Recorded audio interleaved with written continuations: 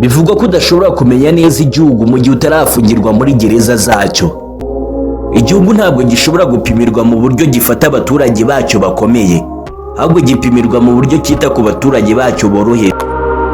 Baho ubuzima nk'aho nta wundi uri kukureba, kandi uharanire kwigaragaza nk'aho buri wese ari kukureba. Nta bibazo biri muri iyi si utahinduramo amahirwe mu gihe ufite ubushake n'ubumenyi bwa ngombwa. Nta burezi abana bawe ntibazabasha guhangana n'ibibazo bazahura nabyo mu buzima. Ni iby'agaciro rero guha abana uburezi kandi ukabasobanurira ko bagomba kugira uruhare mu iterambere ry'igihugu cyabo.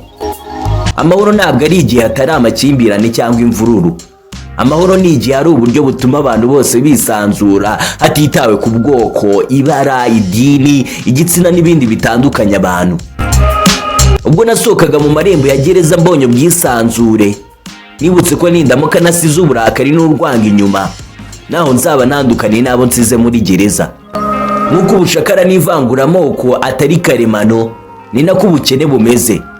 Buterwa na muntu kandi bushobora kurandurwa binyuze mu bikorwa bya muntu. Ndota Afurika yunze ubumwe, aho abayobozi bayo bazaba bunze ubumwe bakemura ibibazo byugarije uyu mugabane. Injiji zirushaho kwiyongera iyo abanyabwenge bicecekeye.